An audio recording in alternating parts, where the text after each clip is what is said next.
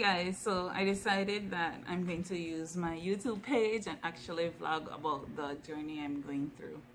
So about a week ago, um, I started to feel very weird as I did my devotions, and I kind of had a feeling of what was going on, but I was like in denial because I didn't want to, accept it. But God came and He just slapped me in my face. So here I am. All right, so in about around June, I started to read through the Old Testament, right? I was pretty excited because I found it super interesting for the first time in my life. So, okay, reading through the Old Testament, I made it all the way up to Job, about to start the book of Psalms, and bam, God comes and be like, no, Kitty, you gotta start over. I mean, that left me feeling messed up because who really wants to start over anything they're doing? And I wasn't happy about it. It took me a while to start. In fact, it took me days, him just starting. But I decided to be obedient and listen because obviously there is something that I am missing in it. There's something that God needs me to see, especially because I'm about to start a new journey with Him. So I started, and so today I read through Genesis 1 before I went to church tonight. And I really took my time going through it. I used two different Bibles, the King James Bible and the New International Version. And both Bibles have commentary. So I took my time and I went through it. And then I have an app on my phone. And I went through that as well. And I learned a lot of things I actually did not know. And then there were things that were clarified and things that kind of confused me. So I had to go back and forth to really try to understand certain things, But one of the biggest lessons was that me as a human being, I'm infinite. I'm finite. And my thinking is finite and God is infinite. And so there are going to be things that I wouldn't be able to understand. And so I should just accept and believe and trust in God as He is. So I'm going to bring up a couple of the things that stood out for me. So in the commentary in Genesis 1 and verse 2, it talks about how the earth was without form and void. And in one of the commentaries, it said that the earth wasn't always without form and void. It said that the earth became without form and void after the fall of Lucifer.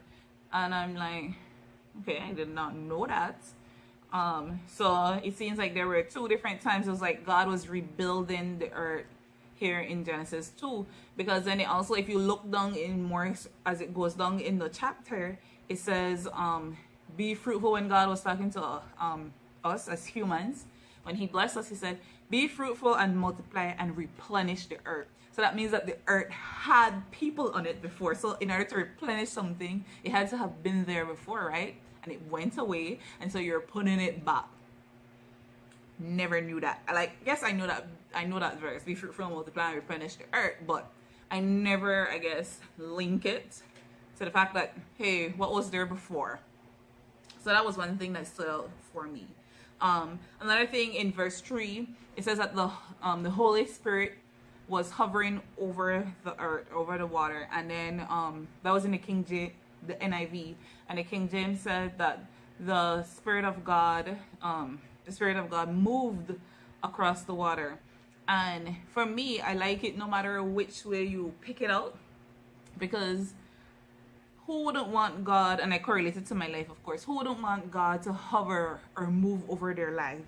So it just brought me to think about that, God, and the importance of it. So if the Spirit of God could hover over the earth, much more me, who was created in His image and in His likeness. And so it's so important that God hovers over my life. So that was a huge highlight for me, or move across my life. Okay, so one thing I did not know is when after God told us to be fruitful and multiply, and that we should have dominion over the animals and the beasts of the earth, I did not realize that we were vegetarians at that point in time.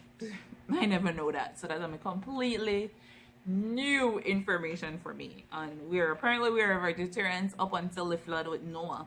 So I think it's after the flood at Noah, then is when God allowed us to eat meat. So that's pretty interesting. I did not know that. See, a lot of times, you grew up in church and in Sunday school, and you just know the Bible stories, but really it's about taking your time and reading through it for yourself and getting a full understanding.